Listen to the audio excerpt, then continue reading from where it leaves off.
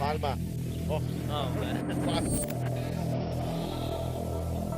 that's unfair, man. Palma, 7 points in the game. Janelle Fuentes. Colorado takes the shot and knocks it down. Bologna is open. 3-point. Oh my goodness! Face a jumper by Robin Celis. Caballero has time.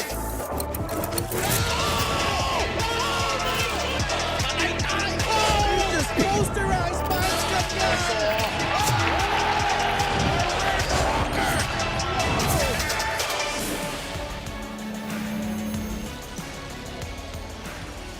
Earlier, we witnessed the Cebu Greats already being able to extend their season and have a chance to get that 8th seed in the Southern Division. We are here in beautiful Pola, Oriental Mindoro. We arrived yesterday and now we are here for this double header dito sa Maharlika Pilipinas Basketball League. Ang liga ng bawat Pilipino, sabi ko na nga kanina, Cebu was able to get that win against the Davao Occidental Tigers to be able to extend their season. Now, we witness two teams who are in a battle for the 7th seed in the South. Abdul Sawat will be trying to lead the Zamboanga Sikat to a victory here against Inokomboy and the Mindoro Tamaraws. This should be an exciting one as both teams try to make a date with destiny. Zamboanga versus Mindoro. Magandang gabi sa inyong lahat mga kaliga. This is Javi Palanya, joined by Coach Mike Perez. We have Miss Andrea Endicio at Courtside.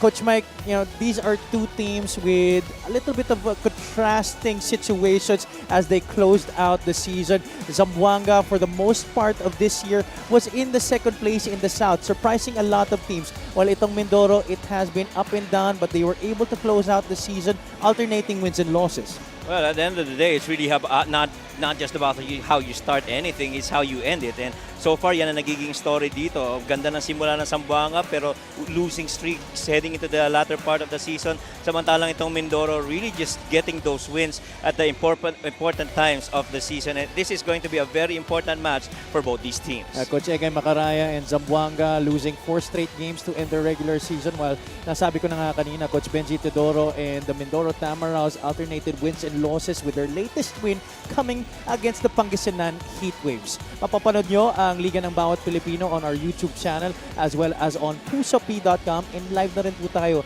sa Solar Sports. Now let's take a look at the updated play-in bracket where we will see what happened in the North Division play-in and here in the South Division play-in that started earlier with that game between Cebu and Davao. Oh, yung 7th seed para sa Norte, napunta na yan sa Pangasinan after nilang talunin itong Ilagan. Samantalang itong Ilagan at saka Bataan naman, kailangan pang maglaban para ma-determine kung sino yung magiging number 8 para dito sa Norte. When you move over to the South, Cebu has won that match and then very important para dito kung sinong mananalo dito gets to secure number 7, and the team that loses will have to go up against Cebu to determine who will end up number 8 para dito sa South. And the winner of this game will also have the right to face the Batangas City Tanduay Masters in the first round of our playoffs. And one guy who is hoping to do that for his team is Abdul Sawat para sa Zamboanga Sikat.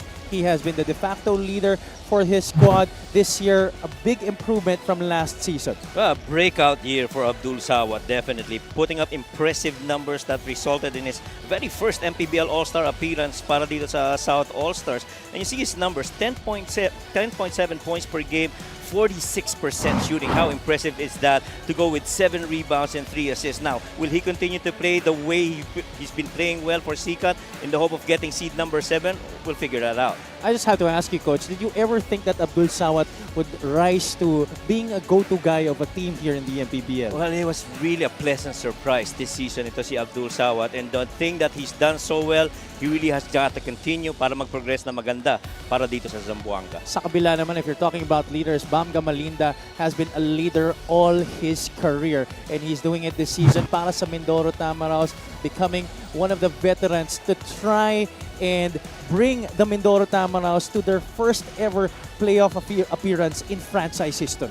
He too has been very instrumental in the success of Mindoro. He's been playing well for the Tamaraws, has been among their most consistent performers, 11.7 points per game on a 44% field goal shooting, 5.6 rebounds per game, and you love the perimeter gaming and the perimeter makes, the reads and the decision making of Bam Gamalinda, really bringing that level of veteran leadership para dito sa Mindoro. Well, veteran leadership nga ang dala ni Bam Gamalinda, but we also have to put the spotlight on the two best gunners of each squad in this game, and I'm talking about Ino Comboy and JP Kawilan. Totoo naman yan. Ino Comboy, a little bit advantage when it comes to points. That's a +5 advantage for Ino Comboy. You can talk about the rebounds, the assists, the steals, but what I'd really like to focus on are the field goal makes. 44% para dito kay JP, Ino Comboy at 40.5%, but when you drill down to the 3-point makes, it's 33 and 38% for JP and Ino respectively. Two former foes in the collegiate ranks once again facing each other here in this battle for the 7th seed. They are both at courtside with Miss Andrea Andicio. That is right, Javi. Ang dalawang magkaribal since UAAP days, magkaribal pa rin hanggang dito sa MPBL. Unahin ko na nga muna itong si JP. JP, from being the #1 team in the South, now you guys are battling sa play-in dito sa South Division. Paano nyo hinihila ang isa't isa from that situation? Yun nga, nag-struggle yung team namin and alam naman natin na maraming nawala. And sabi ni Coach Egay, kung sino lang to natira sa team namin na to, huwag tumingin sa likod, laruin na lang namin. At JP, follow-up question, nabanggit nga sa akin ni Ino na matagal na kayong magkaribal. So mahirap bang kalaban itong si Ino Comboy? Oo, since high school magkalaban na kami. So strict shooter talaga and kailangan malimit yung score niya ngayon. Kaya naman naabangan namin ang iyong performance. Thank you so much. Good luck to you and your team. Dumako naman tayo sa aking kaliwa. And Ino, pag nandito kayo sa inyong home court, so far this season, hindi kayo natatalo. And in the history of the Mindoro franchise, itong game na ito, actually ang inyong ticket sa inyong first ever appearance ng Mindoro sa playoffs. So gaano kabigat ang laban na ito para sa inyo? Sobrang bigat nung pressure kasi alam naman yung home game. And we will make history pag nanalo kami. But with the faith of God, sobrang nagiging magaan lang lahat. Tsaka yung guidance sa amin ni Mayora, sobrang the best. Yung suporta niya, talagang pati yung mga Mindoreños, sobrang binibigyan kami ng lakas ng loob kada laro namin. Meron ka bang gustong sabihin sa lahat ng Mindoreños na nandito ngayon? Maraming salamat po sa pagpunta nyo. And susuklihan po namin to ng isang magandang laro. At mag-enjoy po tayo lahat. God bless us all. Beautiful, beautiful words. Thank you so much. Good luck to you and your team as well, mga kaliga. This is the main event of this evening. Miguel Pere, take it away. And here we go, mga kaliga, with our main game here at the Pola Gymnasium in Pola, Oriental, Mindoro. It's the play-in tournament in the South Division, the battle for the number 7 of the 2025 Manny Pacquiao's MPBL Season 7. Let's meet the starters first for Zamboanga Sikat Family's Brand Sardines. Starting at guard, number 2, Chino Mosqueda. Also at guard, number 15, Reg Gabat. Playing center, number 1, James Una. At forward, number 17, Abdul Sawad. Also at forward, number 18, JP Kawilan. The head coach for Zamboanga is Bong Ramos. Assistant coaches ay Libornio Ian Valdez, Louis Bautista, Mel Labanova, Jeff Codera, and Jose Pimentel. Team consultant is Egay Bacaraya. Team managers, Ramay Raham and Alvin Muñoz. Team governor is Omar Chua. Team owners, TP Cao and Honorable Congresswoman Kat Chua. And now, mga kalika, get on your feet, cause it's time to meet the starting unit for your Mindoro Tamaraws. Starting at center, number 22, Marion Magat. At forward, number 24, Ashan Andrews. At guard, number 16, RJ Ramirez.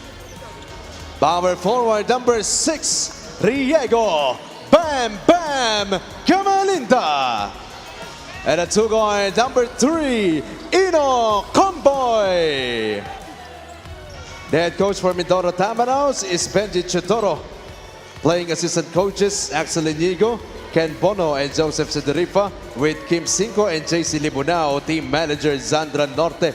Team owner is Paula Oriental Mindoro. Honorable Mayor Jennifer Ina Alegre Cruz.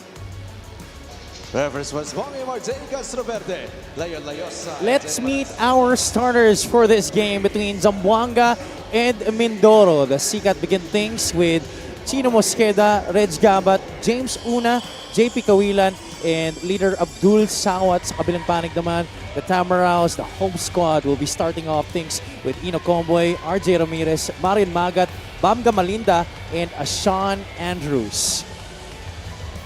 Mindoro Tamaraos defending their home court for the third time this season. They have not yet lost this year. They are 2-0 here at the Polo Gymnasium in Oriental Mindoro. Zamboanga Sikat hoping to have the chance to face the Batangas City Tanduay Rum Masters. But in their way are the Mindoro Tamaraos, who are looking to book their first ever playoff appearance in franchise history. Well, a couple of these teams are actually belonging to the top 5 of three-point attempting and three-point making teams. But the thing that separates both these two on a battle card situations, you compare both, is really defense. Mindoro seems to be, that more of a scoring team, with Zamboanga being that better defending team, allowing only 73 points for their opponents. Samantalang itong Mindoro allows close to 80. So doon nagkakaroon ng separation itong dalawang teams na ito. That's a huge miss on the left side para kay Ino Comboy, only hitting the side of the board. We welcome you to this coverage. Magandang gabi sa inyong lahat, mga kaliga, to everybody watching on YouTube, pusop.com, and on Solar Sports. Javi Palanya joined by Coach Mike Perez and Miss Andrea Endicio. Both teams yet to get on the scoreboard. That's a miss by JP Kawilan. James Una will commit a foul that's, in my opinion, Coach, quite unnecessary. I'd like to say, before that foul right there, I'd like to say that previous to that one, that offensive set by Zamboanga, as you saw, Chino Mosqueda immediately talking to James Una, because there already was that switch, and Chino had that advantage over Marion Magat. But James Una came in and complicated the situation because there was too many people right in front of him, and that resulted in that turnover. Yeah, right away after that foul, he was pulled out by Coach Bong Ramos. In comes Paul Turco. Comboy, may tangan ng bola. Sees Magat inside, that pass going to the wrong person. This is Abdul Sawat. Ball swiped away by Bamga Malinda. And that to me is really just knowing your opponent. Bamga Malinda know that on a downhill situation, Sawat was for the most part going to go to his left side instead of the right. And so that swipe, very timely done by Bamga Malinda. Kawilan missing another open three. Ramirez, cross court they go to Comboy. The gunslinger goes from the outside. 0 out of 2 to begin this game para kay Ino Comboy. This is where Sawat has really gotten better. Securing rebounds on the defensive end and being the one to initiate the offense the other way. Both teams just exchanging misses here in the early goings. A little bit of stiffness on the offensive end to start shooting para dito sa dalawang teams natin. Magat looks to hand off to Ramirez, fakes it, goes into the defense of Turco and loses it. So far, Coach, aside from the stiffness offensively, what else do you notice from these two squads to begin the game? A little bit of parang hesitation in some of their offensive set. This might be the cleanest pass we've seen so far in this match. That holding of that corner three right there, and that good pass.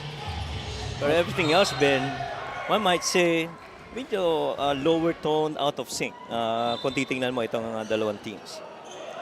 The winner of this game will earn the right to face the Batangas City Tanduay Rum Masters, while the loser will be facing the Cebu Greats in another matchup for the 8th seed in the Southern Division. At yun naman, sila ang haharap sa Quezon Huskers.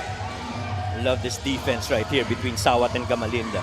Gamalinda fading away. It's wishing that one through. What a way to make the opening basket for the Tamaraws. Didn't we talk about the perimeter gunning of itong si Bam Gamalinda? You get inside the three-point area, it pretty much is already Bam Gamalinda area. Mosqueda goes inside. Layup won't drop. Turco was hit before the shot. Got hit badly on the head. He's holding on to it right now, down on the floor. That's going to be 2 free throws. Definitely para kay Paul Turco, pero abangan natin kasi mukhang i-review ng ating mga referees. Take a look at this beautiful shot first by Bam Gamalinda. If you could get a clip, I'm very sure Kobe Bryant, in one instance of some of his plays, very similar to that move by Bam Gamalinda.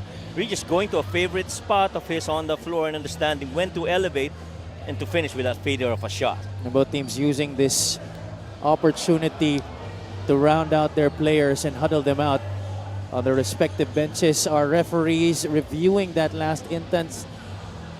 Our officials for this game, Jay Castroverde is the crew chief, with Zen Manansala and Eduardo Layosa. Sino kasi nagsulat nito? Nagmamadali. More than 3 minutes have gone by here in the first quarter, and only one team on the board so far. That's a hard hit to the head by Gamalinda, but I don't think there was any intention to hurt. I think it was just, his head being in there. It was not intentional na yun ang talaga yung tina-target. But Turco is going to have his hands full as he goes up against Marion Magad, goes up Bam Gamalinda, you go up against the athletic Ashon Andrews. He's going to have to get help from the others like Sawat and even maybe JP Kawilan. When both teams faced each other in the regular season, that was way back at the start of the year. And Zamboanga lost that game just by 2 points. Yeah, that was very early. I think that was just the second month of the season, roughly about April 12th, if I recall correctly, because we were the ones who covered it, me and Sedelf. And what a beautiful game that was. It ended up with that game winner by Ino Comboy. And, just bringing that win over to Mindoro. Pero pagkatapos nun, Coach, marami na nangyari dito sa parehong kupunan. Correct. Obviously, because that was still one of the first games of the season for both teams. Mindoro has undergone a coaching change. In fact, that was the last game of Coach Rodney Santos coaching for the Tamaraws, that win over the Sikat in the regular season. While the Zamboanga Sikat, they did not have some players on that team in that game. Agree. Kung kaya naman, pinag-uusapan natin kanina, start of the coverage, iba na rin talaga yung naging consistency nitong dalawang teams na to in the latter part of the season. Strong start for Zamboanga, stronger finish naman for Mindoro on the remaining games. Zamboanga, games after that, were able to add Carl Brian Cruz, Alvin Capobres to their roster. But since then, Carl Brian Cruz has not been with them anymore. Ichi Altamirano has also moved on to the PBA. Congratulations, by the way, to Ichi for signing with Blackwater. And I guess when you talk about Zamboanga, you cannot help but turn your attention to that game against Nueva Ecija, where they lost only by 1 point. They were 1 rebound away from winning that match against Nueva Ecija, and they really took it to the Nueva Ecija Rice Vanguards in that match, who were even playing at home. They were on an 8-game winning streak coming into that game. Agree. And just losing that game by 1 point, sobrang sakit dun. But Coach, despite the loss, Sedelf and I mentioned this during that game, that it was a statement still. Yes, agree. Made by the Sikat. Agree. We'd like to thank LGR, the official outfitter of the MPBL. A statement because they proved that yung kanilang mga panalo, it was not a fluke. Kumbaga, they prove to everybody else in the league that they can hang with the top squads. O kasi ang parang sinasabi ng mga ibang followers natin nun is that itong Zamboanga really just got the benefit of the schedule to start the season. But once we saw that game against Nueva Ecija, everybody was saying, oh, wait a minute, hold on. Zamboanga is for real. They took it to the defending champs, to the Nueva Ecija Rice Vanguards rather, in that match. But after that loss, things got really tough going in the remaining games of the season para dito sa Zamboanga. Hindi nila na-carry over yung momentum to their next remaining games. And that's why they fell all the way down to the play-in tournament as the 7th seed. That's why they're going up against the Mindoro Tamaraos in this game to battle them for that 7th seed in the Southern Division playoffs. Yeah, and Abdul Sawat, a 51% field goal shooter from the perimeter, is definitely gonna need to go to work if they want to steal one here in Mindoro. Mike Are, who missed a lot of games for Zamboanga this season, is now in the game. Abdul Sawat knocking down that jumper right there. Pretty looking jumper from the elbow galing kay Abdul Sawat, which was not in his arsenal a couple of years ago. And I like that he held that ball for quite a while before deciding to lift for that shot, because he was also looking at that roll, which was Turco, and made that defense even more preoccupied. Sawat once again going for that jumper just below the free throw line this time. That rims out para sa kanya. Zamboanga in the lead just by 2 points. Low scoring affair between these two squads. Sedorifa draws the foul against Abdul Sawat. Indeed, this is definitely a low-scoring ballgame, which both these teams scoring close to 80 points per game. Meanwhile, let's go courtside to Miss Andrea Endicio. When a young coaching duo faces a veteran coaching duo, sabi nga ni Coach Benji Teodoro, iba yung respeto. Imagine, Andrea, naglalaro pa ako, coach na sila. He even remembered one of my reports wherein it was mentioned the Coach Bong, Coach Engay tandem, antigo na sa industriya ng basketball. But you know what, Javi and Coach Mike?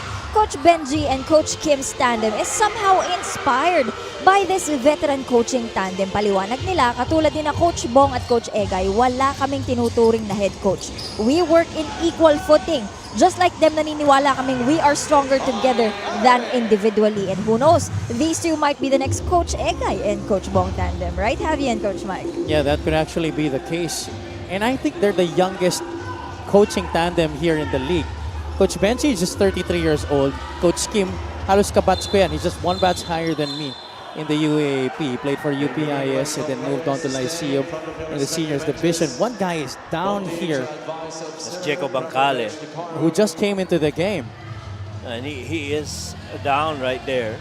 As you talked about, you know, the coaching of Mindoro with Coach Benji, man, those guys have turned around this franchise.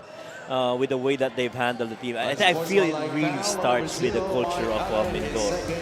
And that starts with the team owner, Mayorina, who has really fought hard to establish a really great culture here sa Mindoro Tamaraos. That's a hit there by Michael Are on Jacob Bancale. And it looks like it was called an unsportsmanlike foul. That's why Bancale will be taking 2 free throws and Mindoro will be getting possession. Well, absolutely, Javi, yung mention mo about Mayor Ina being, you know, pretty much hands-on when it comes Super to these hands-on. guys. I will not be surprised, Javi, if at one point in maybe next season, maybe a couple seasons from now, that Mayor Ina starts coaching. We start calling him Coach Ina. She's always on the bench. Yes. And even though she admits that she knows nothing about basketball prior to her coming into the MPBL, she has slowly really picked some things up and she has slowly been able to understand and learn. Kaya she also had a big say dun sa mga players na kinuha niya dahil nakikita niya na rin kung sino yung magandang linalaro, sino ba yung hindi bagay sa team nila. She knows her players. She knows her players really well. She's developed a personal relationship with each and everybody, and I think that's helped these guys really rise from the struggles that they've experienced this season, despite the losses, meron at meron pa rin binubuga itong Mindoro. They Correct. constantly keep on trying to improve their game. And that's all because they're trying to make history here with their first playoff appearance. And the reason why I say I won't be surprised if she starts coaching, what we learned from last night in that short conversation we had alongside the team was that yung kapatid pala ni Mayor Ina. Yes, player siya dati. Player siya dati. And she's 6-footer, no? Yes, so Oh my goodness. buti na lang 6-footer din ako. At I hate to see girls taller than me. Medyo parang sakit sa pride. Parang no? Iba. You're used to mas mataas ka sa iba. Oo. A 3-point shot made there by Zamboanga. That makes it 9-5. The Tamaraos have Ray Bienes with a basketball off the glass, left that a little short. 3 out of 13 to begin this game for the Sikat. Well, Mindoro is now 1 out of 11. Ball lost there by Jason Credo. That's going to be a turnover. Laban sa Zamboanga. I remember we talked about defense being better on the side of Zamboanga. That's exactly what we're seeing so far in this game. Take a look at this 3-point shot of the game brought to you by Extreme One-Stop Shop Appliances. That's John Arthur Kalisay connecting from downtown. For Zamboanga, Ken Bono with a basket underneath. And there's a whistle. Guys down here, Credo could not get up. We hope he's okay. Yeah, we hope he's okay. It's one of the importanteng rotation para dito sa Zamboanga. Beautiful pass right there by Jeko over to Ken Bono. Jeko Bangkale has been playing well recently para sa Mindoro Tamaraos, especially in that game against Pangasinan. Indeed. Credo had to be helped off the floor and he's limping right now. Di niya maapak yung kanan niyang leg. That's not a good news. See this here. Slip.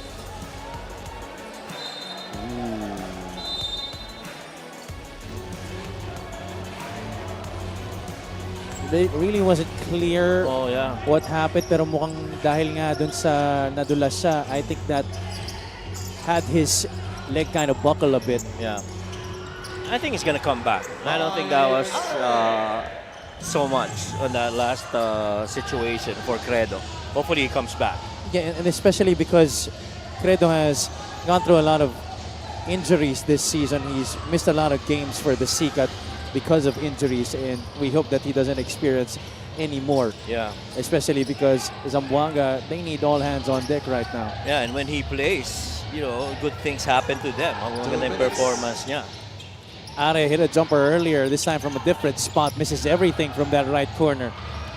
11-7, apat ang inahabol ng Mindoro. Axel Inigo out to Bono. Shot from the outside, way short there, coming from Ken. 7th missed 3 so far for Mindoro. Kalisay from way downtown off to the right. Sedorifa forward to Bangkale. Back to Joseph. Axel Inigo's asking for it. You got to come to the ball. Foul laban kay Kalisay, and that's not a good one. Zamboanga's already in the penalty. Well, Kalisay was put on a lot of pressure to try and contain it on si Achi Inigo because at that point, that right side was pretty much open downhill for Achi Inigo. A minute and 25 remaining here in the first quarter. This has been a highly defensive battle between these two teams. Axel Inigo, one of the better free throw shooters for the Mindoro Tamaraos, sinking his first. Isa siya sa mga playing assistant coaches Correct. na in-elevate dun sa posisyon na yon when Coach Benji came in. Yeah. And the others are Joseph Sedorifa and Ken Bono. At saka si Axel, he's got that coach's mind as well. I guess having played for a lot of years being the point guard, and so he's got that read and visibility on how the game is being played. I think that's a natural trajectory rin para Mga not just for kwarta. Axel but for the Inigo brothers, in my opinion. Agree. And those guys are really good basketball minds. Lozano able to knock down a fall-away jumper. Given some early burn in this game. by Coach Bong Ramos and Coach Eke Macaraya. This is the second time that I've seen Luciano, a homegrown from Zamboanga, surprise me with his performance. He was so good in that Quezon game, I tell you. Bono able to get the roll on the shot. 13-11. Under 40 seconds to play here in the first. Scoring picking up a little bit here in the dying moments of this first quarter. Capobre season opening, failing to finish. Inigo doesn't settle for the final shot. Instead goes for the three, and that one's good. The Tamaraws are now in the lead by 1. Now that is more like Mindoro Tamaraws basketball right there. 3-point make to end your offensive set. Last shot time here for the Sikat. Are looking for someone to pass to. Sena doesn't get that three-pointer to work. Bienes will run out of time, and that's gonna do it for our first quarter here between Zamboanga and Mindoro. Well, both these teams on average really shooting about 32 to 33% from three, but so far in this game, it's not the case. And the only three that we've seen so far, I guess, was that one from Axel. But better ball movement, especially from the perimeter, has allowed Zamboanga at certain points in the game to be really leading. Pero itong balik nitong Mindoro, yan ang importante para ma-recover nila yung kanyang performance dito sa first quarter. Two teams really struggled to score the basketball during the first parts of this first quarter, but scoring picking up a little bit as we ended. The score is 14-13 going into the second period.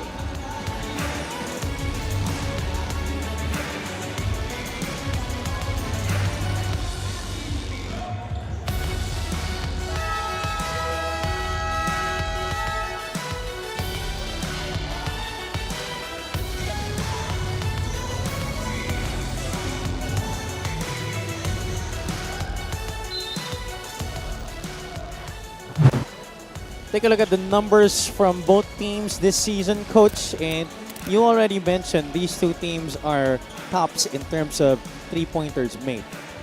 Yes, yun naman talaga nagiging key weapon itong dalawang teams ito. And the separation really is on the defense. No, 73 points allowed only para dito sa Zamboanga. Close to 80 ang pinapayagan itong Mindoro pagdating sa kanilang mga kalaban. The rebounds and assists. Rebounds really more for the side of Zamboanga because they do a lot of gang rebounding. And you got guys like Kawilan, Sawat, and even guys like Capobres helping out on the boards. That's why they have that advantage in that department. And to highlight the struggles of that first quarter, you just saw the field goal percentage on your screens, 26 and 23%. Respectively for Zamboanga and Mindoro. Yeah, which is a far cry from their almost close to 40% field goal shooting so far in all the games that they played in the regular season. And kaya naman, you know, you kind of expect that scoring's gotta pick up and field goal make percentage gotta pick up in the latter quarters. Capobres just below the three-point line. Ball tapped to Sedoripa. Skip. There you Inigo, the extra pass to Bangkale. Baseline drive for Check. A strong finish right there from the former Mapua Cardinal. This is the guard that's been surprising us, Javi. Itong si Jeco Bancale. He understands situations. He knows he's been there, having played collegiate basketball, and he's just taking it to the next level, playing here for the Mindoro Tamaraws. He's fresh off a championship in his last NCAA season. This guy, John Arthur Kalisa, he too might be one of the pleasant surprises of this game, Coach. Indeed. Both him and Jeco Bancale. And you like that, you know, the other guys are actually elevating at their game. And look at that shot. Got that body contact, but this one, that skip pass and that swing leading to the strong drive by Jeco Bancale amidst a couple of defenders from Zamboanga.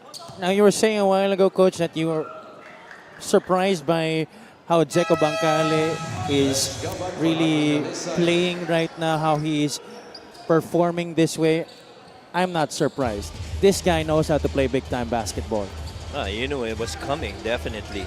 And it really was just a matter of time before, you know, the time on the floor, the learnings, the experience really comes into fruition para dito kay Jeco Bancale this season. Tabla na tayo dito after that three-point play by Kalisay. Bono drives to the basket in slow motion, could not finish. as a foul called against Joseph Sedoriba. Well, how about Zamboanga keeping it really close right now? And Ken Bono not making his shots from the outside, really forcing him to put the ball on the floor and get a little bit closer to the cup to try and get those couple of points. And once again, we'd like to give a warm MPBL welcome to Bulalakaw, Honorable Mayor Lumer Kapagay, to Victoria, Honorable Mayor Richard Chong, to the Mayor of Pinamalayan, Honorable Rodel Magsino, to Honorable Congressman Arnan C. Panganigan, to the Governor of Oriental Mindoro, Honorable Rubenito Monsdolor, to Vice Mayor of Pola Oriental Mindoro, Honorable Doji Panganiban Jr.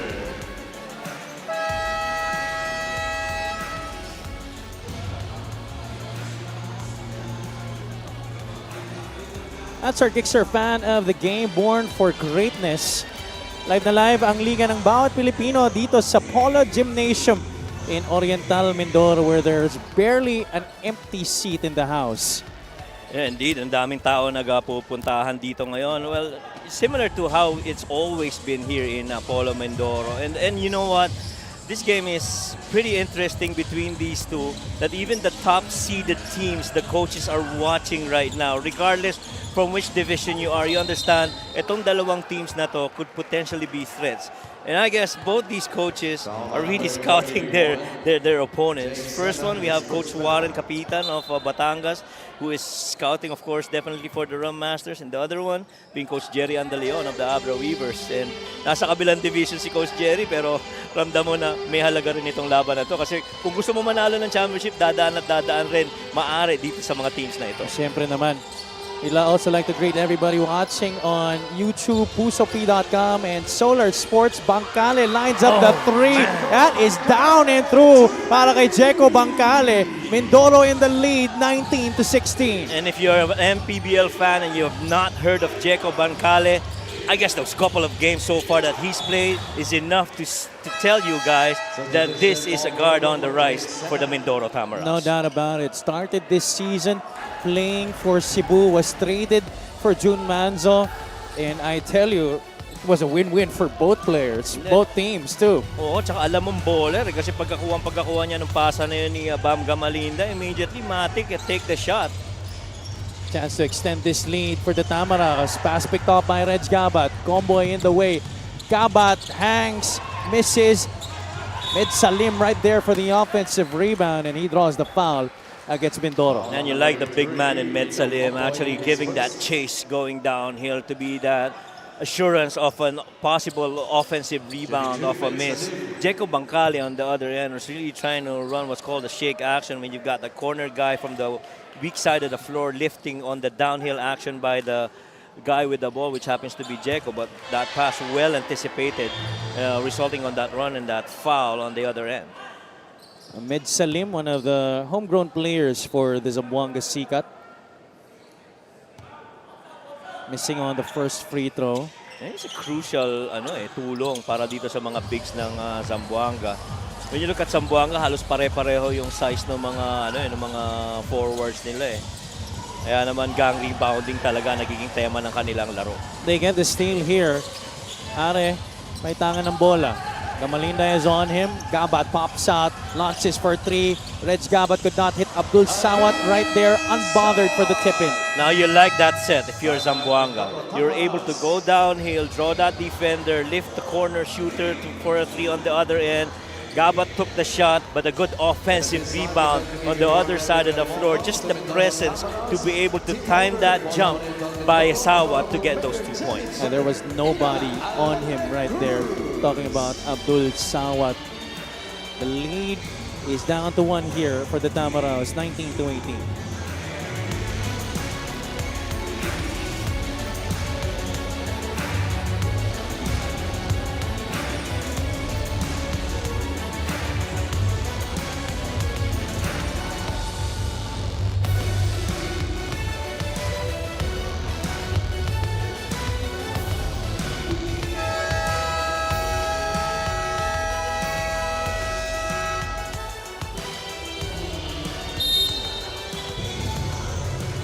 Nagbabalik ang MPBL.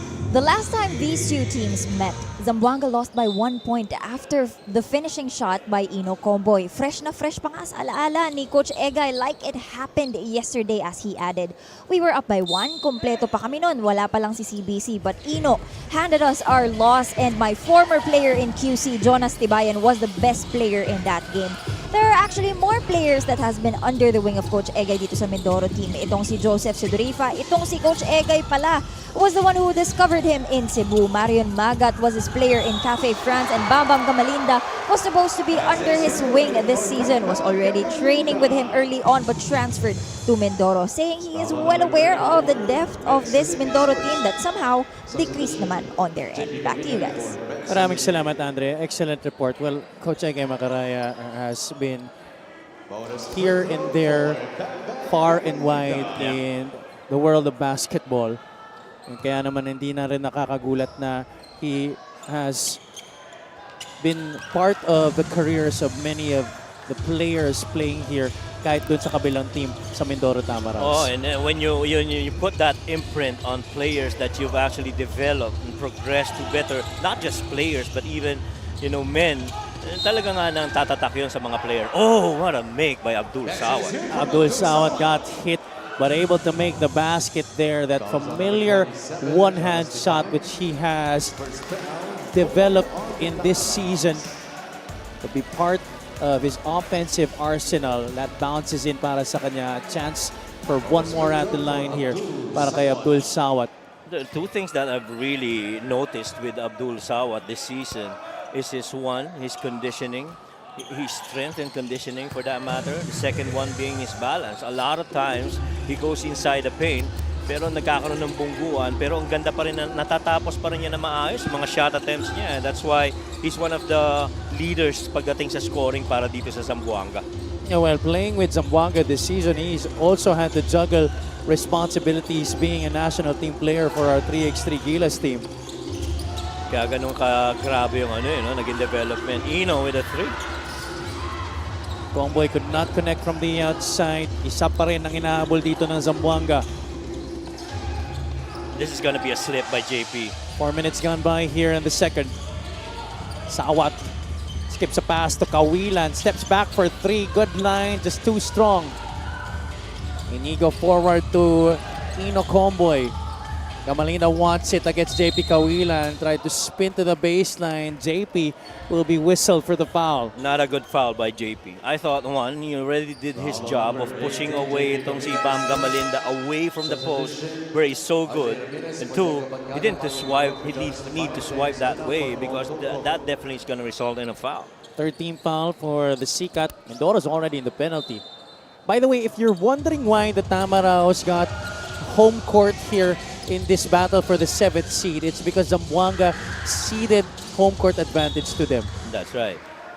Sila naman dapat talaga ang nagkaroon ng home court advantage sa laro na to, but they gave that up and awarded it to the Mindoro Tamaraos instead. That's why we are here at the Poland Gymnasium for this game and that game earlier between Cebu and Davao. Sawat for 3. That one's short. James Una back in the game.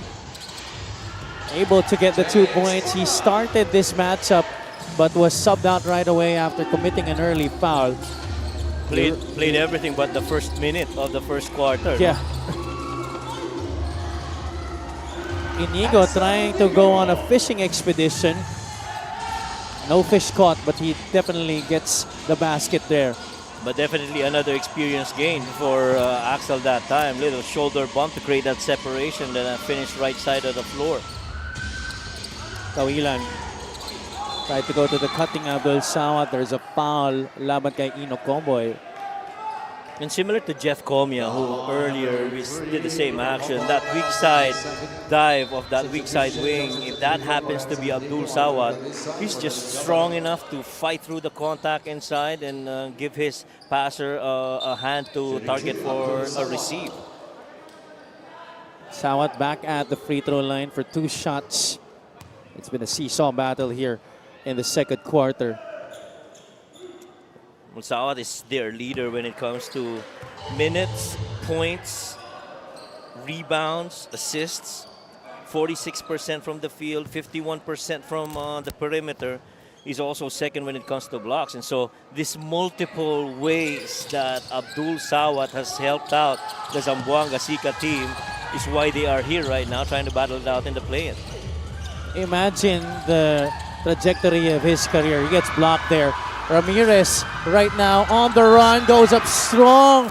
Hit there by Paul Turco. Or no, that was John Kalisay who fouls RJ Ramirez. RJ will be taking 2 shots. But going back to Abdul Sawat, coach, a couple of years ago, he was fighting for a spot with Batangas. Barely played under Coach Cholo Villanueva, but after last season, he was already being primed up. He was already being groomed to be this kind of guy for the Zamboanga team. And I tell you, if they had won that game against Nueva Ecija, we would have been flooded with superlatives of how Abdul Sawat has actually performed for the Zamboanga Sika. No doubt about it. And that definitely would change the narrative that, hey, this guy's definitely for real. But he's had an all-star season this year. That free throw of the game brought to you by Extreme Appliances, ang subok at kompletong appliance brand ng Pilipinas. Might be a strong candidate for individual awards this season, Abdul Sawat. He has the basketball right now, defended by Marion Magat. Gives it up to Kawilan. Mosqueda, crossover against Ramirez. Heard the whistle, was supposed to pass it, but decides to put up the shot. He's going to go to the line for 2 more shots. Well, regardless, it was going to be 2 free throws dahil kanina pa nasa penalty ang Mindoro. That is correct. And somehow, what I've noticed though in some of the teams, and we've seen this in Bataan, is them putting veteran, experienced point guards in the corner, make them come off a little zoom action where they lift and get handed that ball to create from there. We've seen that with Hubert Cani, and that has resulted well for Bataan. That time around, you saw this guy, Chino Mosqueda, holding that corner in the hope that setting up the table coming from that action. 1 for 2 para kay Chino Mosqueda. Zamboanga going 6 for 11 from the free throw line Good in defense. this game. Good defense by Chino Mosqueda. And the reason I say that is that he used his inner hand to try and steal the ball away off that dribble by Ramirez. See this right here. Didn't go for that outside hand, went for that inside hand and that outside shoulder of Ramirez. Coaches will always tell you that. Inside hand, outside shoulder. Whether you're trying to steal that ball or you're trying to block off a layup in transition. 4 to 7 in terms of turnovers, plus 3 for the Tamaraws in that department. And Chino Mosqueda, one of the best defenders at the guard spot here in the MPBL, but he turns the ball over there. Ramirez once again leaking out. James Una swatting that shot away. But is there a foul? May pito na itinawag. I don't know about that. Woo, I thought it was clean. Me too. I thought that it was clean. He had advantage. Oh, yeah. I thought that was clean. And Zamboanga definitely thinks so too. That's why Coach Bong Ramos will challenge that call. If Javi challenges it, he should challenge it. Coach's challenge right here for the Zamboanga Sikat. We'll be right back.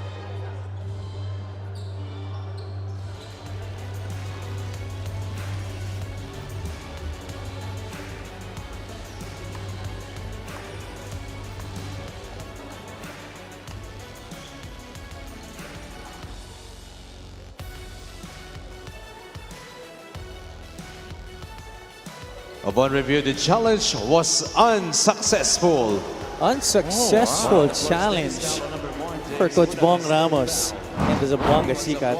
That it didn't even take 2 minutes. Yung review ng ating mga referees, they were near damn sure that this was definitely a foul on James Una. Yeah. Well, the good thing is it was quick, a quick decision by our officials. But I love that attempt to try and block that shot. But I equally love the athletic ability and that strong finish attempt by RJ. That's the second time he's done that here. Kahit na ganun pa rin yung nagiging resulta, patuloy pa rin yung ganun na ginagawa nito ni RJ. Playing some quality minutes in this game. Talking about RJ Ramirez. Oh, indeed. And he's done so much para dito sa Mindoro Tamaraws. And matter of fact, when you talk about him, you see all the contributions, either from scoring, rebounding.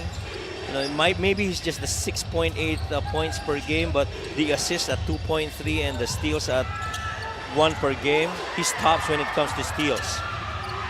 Definitely one of their better two-way players.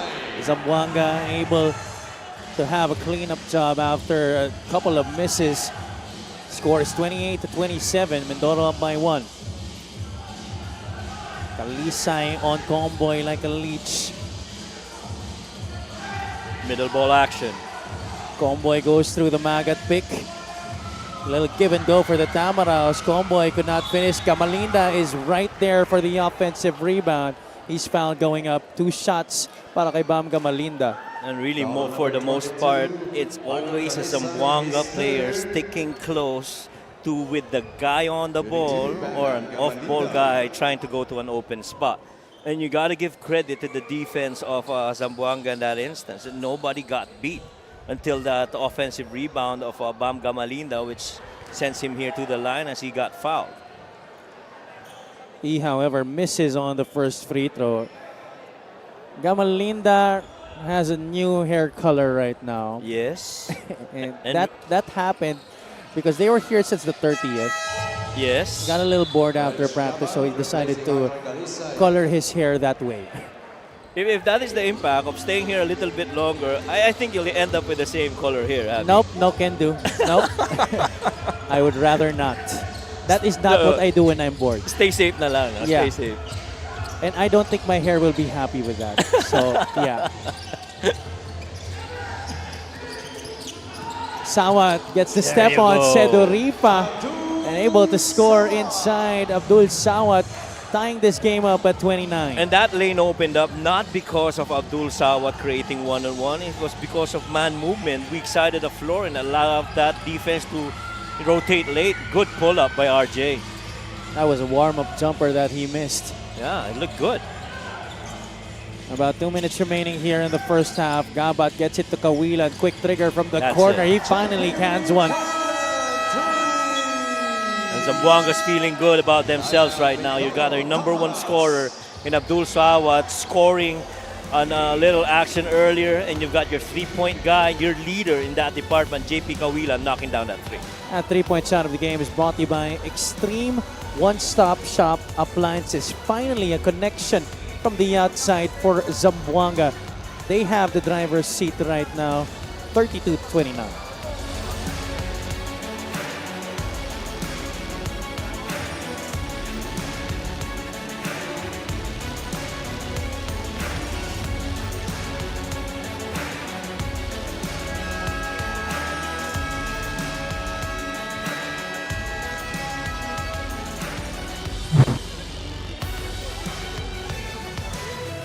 Way back April 12, this was when the Mindoro Tamaraos faced the Zamboanga Sikat in the regular season, with Ino Comboy hitting that game winner to give the Tamaraos this victory against Zamboanga. But just like we mentioned earlier, ever since that game, a lot has changed already. Pretty much. Ang ano lang dito sa game na to is talagang ang ganda ng field goal shooting ng Zamboanga, pero nag-struggle sila pagdating sa 3 points. Samantalang ito namang Mindoro that game, they did well from the perimeter, pretty okay when it comes to threes. But what really mattered most was that 3-point make by Wendell Comboy in the latter part of the possessions in that game. And here he is with a shot. He has struggled in this game, Coach Mike, talking about Ino Comboy. And talagang nag-i-struggle siya kasi pangatlong attempt na niya yun at hindi pa siya nakakapuntos pagdating dyan sa tres. And Ino Comboy, we talked about this earlier, is a 38% three-point shooter. His counterpart, JP Kawilan, has already knocked down a three, and he's got to do the same for his part. 0 out of 6 so far in this game for the former FU Tamarao. Guarded here by JP Kawilan. The double from Sawat comes, able to tap it to himself, talking about JP Kawilan. And Zamboanga with a chance to extend this to 5 or maybe 6 with a three-pointer. That's the second time we've seen that in this game. Wendell Comboy, right side of the floor, trying to bring a couple of defenders with him downhill, and then trying to hit Bam Gamalinda on the top. And twice, he never was successful. Gabat set up there by Chino Mosqueda, failing to hit from that deep right corner. And you got to give credit to the defense of Zamboanga, understanding where their opponents are strong at. Ramirez could not finish at the basket. Tip-in also did not work for the Tamaraos. Mosqueda behind the line, way short. Another chance here for the Sikat. Kawilan will not wait. Off to the right, that's a miss. You got to settle down if you're the Tamaraos now. You got to go to your half-court set and do something about this possession. Gamalinda one-on-one here against JP Kawilan. Magat ready to set a screen. Gamalinda instead There you go. drains a jumper. A guy that does not need so many dribbles, so many handles, just sticking to his reads, going to his jab steps, and trusting his perimeter shot. 15 seconds to go here. Sawat with the basketball. Mosqueda falls down and he tries to get one on RJ Ramirez as well. This is a classic example na yung bawi talaga yung lagi natatawagan. Oo. Kanina pa yan actually na naglalabanan yan si Chino and si RJ. Of course, you understand Chino is a defensive player and so he's gonna get into contact, provide all these little things as he tries to get in the mind of his opponents. RJ naman, for that instance, yung bawi ang nahuli.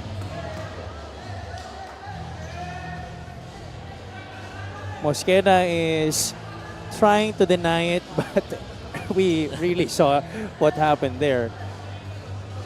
Di ko alam kung anong ginawa ni RJ kaya nadula si Chino eh. Pero tingnan natin, ito yung replay. He clipped him. He was holding Chino down. And then here, pag tayo ni Chino, ayun oh. Got him right between the legs, coach. Right between the legs. That's never gonna feel good at all. I know, right? That's why it took RJ a while to get up. Yeah. And he's trying to jump it off. Could be an unsportsmanlike foul. Now let's see if they also try to call something on Ramirez for holding Mosqueda down, resulting to him falling to the floor. 8 seconds ang natitira dito sa ating first half. We feel the tension, we feel the intensity of this game. This is the battle for the 7th seed dito sa ating South Division play-in tournament. First play-in tournament in league history. And so far, so good, coach. We were witness to 3 incredible games to begin things, to win the North, one in the South earlier with Cebu, prevailing against the Davao Occidental Tigers to earn the right to face the loser of this game because the winner will go on and become the 7th seed in the South. Sila ang haharap sa Batangas City, Tanduay-Ram Masters in the first round of our playoffs. And that's the goal really for both these teams, to secure number 7 and then be ready to meet up with Batangas City Ram Masters. Unsportsmanlike foul on number 2, Chino Mosqueda. His There you first go. foul. It is an unsportsmanlike foul Yes. on Chino Mosqueda. No question about that. Talaga nga namang hindi naman talaga basketball play nangyari na yun. Bawi talaga eh. There you go, There you right go. there. Between the legs. Woo! And for sure, the Mindoreños here at the Polo Gymnasium, they did not like that one bit. Two free throws for Chino had to hear it from the crowd. Ramirez will take 2 shots here. Ball possession will be awarded to the Tamaraos. Chino's a good guy. He knows. He knows. Everybody's a good guy off the court, coach. Yes. But on the court, Iba. it's different.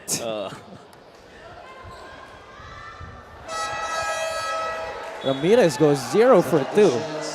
So both teams starting to have issues with their free throws here in the first half. Mindoro actually started off strong from that area, but eventually starting to pile up some misses as well. I guess if there's any consolation, at least hindi pumasok yung mga free throws na yun, no? 8 segundo natitira dito sa ating pangalawang yugto. Comboy back into the game as well as Axel Inigo. Jacob Bangkale nagbabalik din para kay Coach Benji Teodoro. Comboy inbounds to Jeco. Gaban on him. Bangkale gets the step, leans in. Oh, sorry, miss by Jeco Bangkale. And he lies on the floor. visibly frustrated by that miss. That was a gimme para sa kanya. He's hit much difficult shots compared to that. But if I'm Jacob Bancale, understand that wala pa nakaka-check sa'yo doon sa mga dribble penetrations na yun. Hayaan mo na yung miss na yun, just move forward with where the game is. That's not going to have given them the lead heading into the halftime break. Instead, Zamboanga will take this solitary point advantage heading into the half.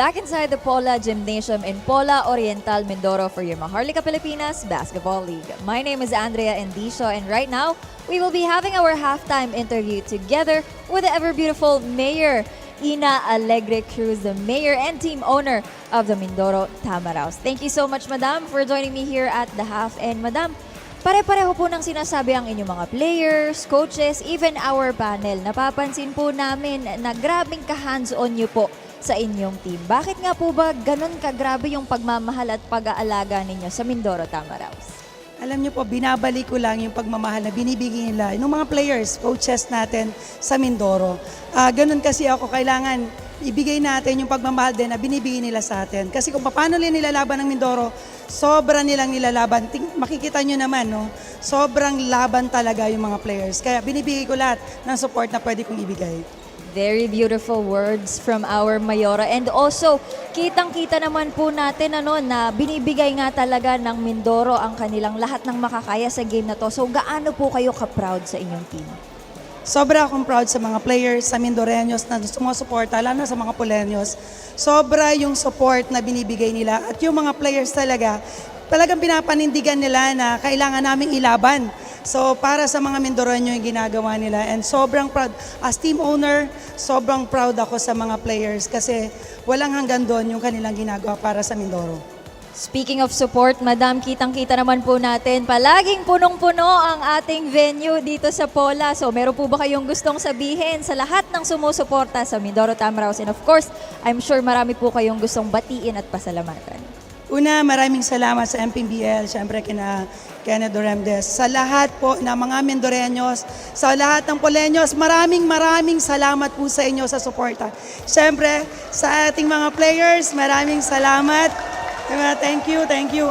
And syempre, kay Congressman Arnan, Governor Bons Dolor, Mayor Richard Insong, Mayor Lomel Cabagay, Bingo Plus, Gold's Gym, DPRM Athletics, Starbound Philippines, Pola LGUSB, sa pangunay Vice Mayor Doji Panganiban, Department Heads, SK at mga barangay captains, maraming salamat po. Lalo na sa mga staff, maraming salamat po sa inyong lahat. Thank you so much. Once again, Mayor Ina Alegre Cruz. Magbabalik po ang Maharlika Pilipinas Basketball League.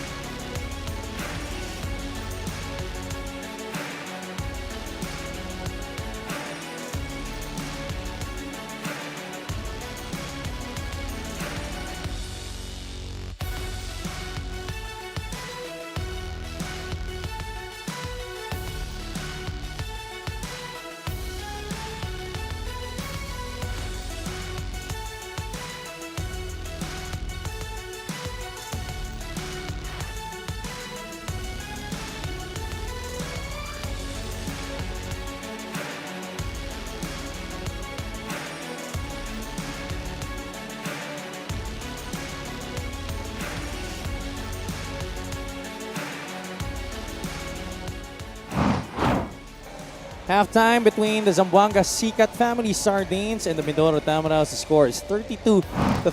Javi Palanya, joined by Coach Mike Perez. Miss Andrea Endicio is at courtside. We're locked into a close encounter between these two teams, Coach Mike, in the battle for the 7th seed in the South. Well, shooting not really so good for both these teams, shooting roughly about just 30%, but a lot of that really has to do because they're missing a lot of threes. We talked about is normally ang average nila pagdating dyan, 30 to 32%, but those 10 and 15%, far cry from how they perform from that department. Zamboanga has really controlled the paint. Second chance points, they were +7. Inside points, they were +8. So yun ang nagiging difference pagdating dyan sa aspeto na yan. So really, it's more interior defense, in my opinion, para dito sa Mindoro Tamaraos. That's gotta stop this run by Zamboanga. No team has yet to break the 20-point barrier in this game. In fact, the highest score in a quarter has just been 19 points by the Zamboanga Sikat in the second period. We welcome you to the third quarter of this game between Zamboanga and Mindoro. Here live on YouTube, pusopi.com, and Solar Sports. Zamboanga led by Abdul Sawat in this game. 10 points so far para sa kanya. That's another big basket para kay Jeco Bancale. And he puts Mindoro in the lead. He's got 6 points in this game. Yeah, would have gotten to 10 points already. He's got that's his 8th point. Yung kanina yung mintis niya nung layup at the close of the half. Kung pumasok yun, di sana naka 10 points na siya ngayon, double digits. But still, yung katulad ng pinag-usapan natin kanina, wala pa rin nakaka-check so far para dito sa Mindoro kay Jeco Bancale. This is our fast break of the game, brought to you by Extreme X-Spa Personal Karaoke Speaker, Everyday Karaoke. Forcing a turnover and turning them into points para sa iyo. Yun ang nangyari doon. Ganda ng pagkaka-pick up ng steal ni Axel, and that run on the other hand and finish para kay Jeco Bancale. Sedoripa, guarded here by Reg Gabat. Take. Gets it back. Sedoripa for 3. Wala. Rebound taken by Abdul Sawat. Well, that's definitely the shot. He's got to take that. Both teams that are supposed to be in the top 3 in terms of outside shooting have yet to make a heavy impact in that area of the floor sa laro na to. They're a combined 2 of 33 from the outside in this game. When you look at the shot chart, yung isang 3 points na yun is from top of the key para dito sa Mindoro Tamaraos. Samantalang dito naman sa Zamboanga Sikat, a little bit on that right wing 3, and pretty much you gotta improve in that department if you want to secure a win here. Sawat takes it hard to the basket. He draws a foul against the Mindoro defense. And I think the Zamboanga is aware that nobody's ever stopped them in interior attacks inside the paint. Be it on a half-court set or be it in a fast-break situation. Primary, secondary sets, even the half-court sets, hindi mapigilan sa loob ng paint. A lot of the points of Mindoro coming from outside sniping dito kay Bam Kamalinda. Sawat missing on the first free throw. It's beginning to be a problem for Zamboanga in this game. LGR is the official outfitter of the MPBL. 1 out of 2 para sa kanya. He's shooting just a shade below 57% from the free throw line this season. Talking about Abdul Sawat. Ang tanong lang naman dito sa Mindoro Tamaraos is, gising na si Bam Kamalinda, pero kailan magkakaroon ng magandang shooting form or makes itong si Wendell Comboy as Ino right now, as far as first half scoring has gone, 0 out of 6 from the field, and that's very unlikely of Ino Comboy. He starts this second half on the bench. This is Jeco Bancale. Access denied there by Paul Turco. Mosqueda, the touch pass to Sawat. Kamalinda right there to defend. Left hand finish no good, but Kawilan tips it in. Well, finally, a fast break point para dito sa Zamboanga. That's 9 and 2 in that department so far. Nice ball movement. Gotta take that. Bancale swishes it through. Lead back with the Tamaraos, 36-35. Well, attack, skip, swing. That's pretty much been that action. You get that ball, you think you're free, you got to find one more. That happens to be Jeco. Bancale has 11 points in this game. More than a little over 2 minutes gone by here in the third quarter, Coach. Matindi na yung naging action between these two squads. That's a foul against Axel Inigo. At saka yung intensity tumaas na no? I feel even the makes have improved at least at the start of the third quarter. We played almost 2.5 minutes already. Pero mas maganda yung energy, mas maganda yung output para dito sa dalawang teams na to, even defensively. Yeah, you were saying there was a lot of stiffness offensively. O nung first half. Nung Ngayon, parehong kupunan. Medyo okay na. Mosqueda sees a cutting Sawat flashing through the middle and gets that jumper to work. And Gino Mosqueda down on the low block. You think he's good at dishing assists from the top, even on the low post. On that mid-post action, he pretty much can create situations off of it. Gamalinda making his move against JP Kawilan. Basket and one para kay Bam Gamalinda. And so far, the most consistent Tamaraw right now is this man in Bam Gamalinda. Putting that defense on a downhill action, a lot of pressure, and JP pretty much tough times. But ito, yung flash middle ni Sawa, really just understanding every time that ball's on the post, the quick pressure release is that flash down the middle. And that one, that's a good make by Abdul Sawa. JC Luciano checks back into the game para kay Coach Bong Ramos. Gamalinda at the line, currently with 10 points. He's 2 out of 3 from the free throw line so far. That makes it a 2-point game para sa Mindoro, 39-37.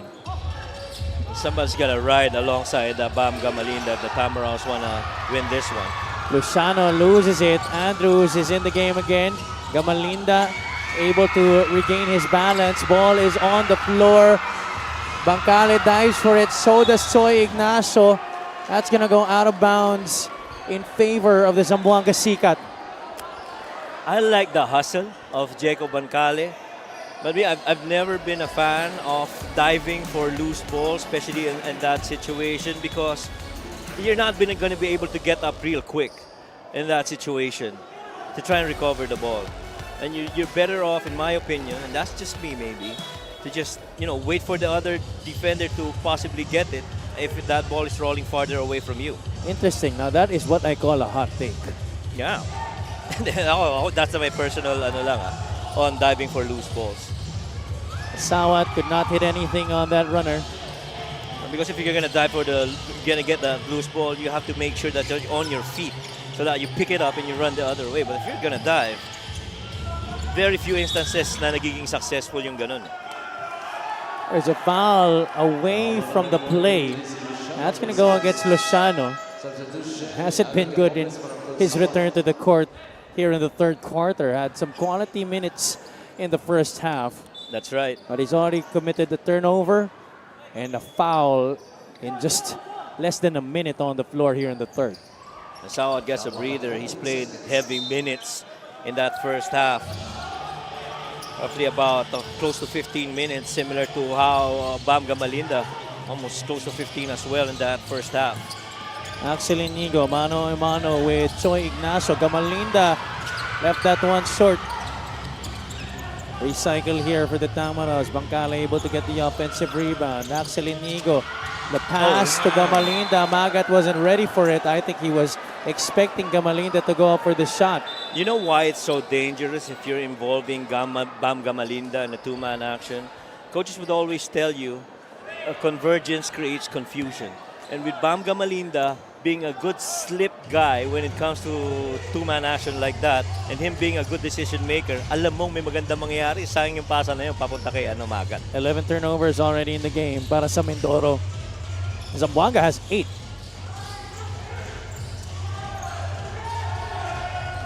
Capobres loses the basketball. Magat pushing, leading the break. Bangkale, left hand finish. That's good. 2 more points for the Tamaraws. I love that Magat gave up that ball over to Jacob Bangkale. With the way that he was handling it, you'd like to think he wanted to go and finish, but he understood there's a bigger reason for me in the open floor, and that's my open man right there in Jacob Bangkale. That's our fast break of the game, brought to you by Extreme X Play on-the-go speaker. Take your music anywhere. Mindoro now in the lead by 4, 41-37.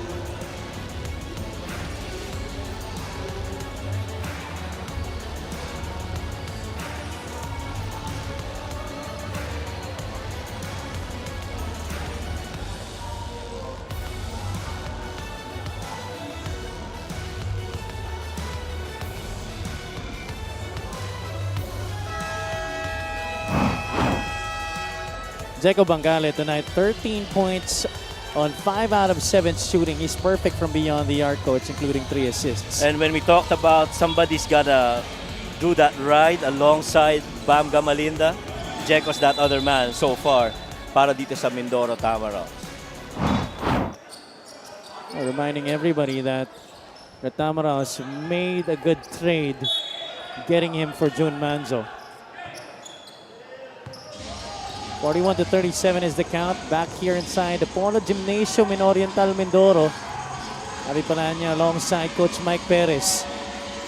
What will the response of Zamboanga be? Salim. Back to Chino. Mosqueda passes to Capobres. Oh, that was a travel. Oh, but Capobres able to get the foul plus the basket. I thought that was a travel. But Capobres got in there. Ito ang daming ball in man movement. Eh. That was the travel. Yeah, that left foot. That got lifted. Lifted his pivot foot. That's right. But lahat yun nangyari, naging posible kasi yung off-ball movement itong Zamboanga. Chino didn't even dribble so much. He just waited for guys to be moving on the weak side of the floor. 41-39. We now approach the halfway point this third quarter. Gamalinda, one-on-one against Salim. Baseline jumper. That's short, good defense by Zamboanga. Capobres will set this one up for Zamboanga. Sikat down by 2 points. Mosqueda back to Alvin. Capobres now gives it to Michael Are. 5 seconds on the shot clock here for the Sikat. Capobres puts it up, gets the lucky bounce. Well, hindi madali yung naging atake na yun ni Capobres. He had the athletic Ashton Andrews staying right in front of him, sticking to him. He never got to beat si Ashton Andrews, no? Pero tiniming lang niya yung tira na yun and naunahan niya si Ashton Andrews. Oh, back-to-back baskets para kay Alvin Capobres. Tabla na tayo dito at 41. He gets the steal. Forward to Chino Mosqueda. Mosqueda gathers, puts it up. 3-point play opportunity coming right up para kay Chino Mosqueda. If that's not experience, then I don't know what is. Chino Mosqueda really attacking downhill. Once that ball got collected by Zamboanga, they ran the other way. And he pretty much sized up Bancali right there. He knew that he was reeling going down and just attacked it. Roaring right there after that basket. That gives Zamboanga the lead once again here. A chance to make it a 3-point lead with this free throw. He's just a player of a symbol of stability for Zamboanga. Itong si Chino Mosqueda. He goes back, gets that needed breather, and I'm pretty sure he's gonna come back later with more fresher legs. That's his first 3 points of the game. Sorry, his first field goal of the game, but he's already scored earlier. So 5 points in the game para kay Chino Mosqueda. 5 deadlocks and 10 lead changes in this one. It's been very close in the battle for the 7th seed here between Zamboanga and Mindoro. Ino Comboy, he too has mightily struggled from the field. 0 out of 6 para sa kanya. RJ Ramirez loses the basketball. This is a 4-on-2 break. Una able to stretch and score. Mindoro Tamaraw is not liking what they're seeing here. Zamboanga to their biggest lead in a while here. 46-41. This might just be their biggest scoring run at 7. And really, it starts on the defensive end of the floor. That's what you love about Zamboanga in that instance. But Mindoro, you gotta have better man movement on the weak side. Timeout on the floor here. 3 minutes and 41 remaining in the third quarter.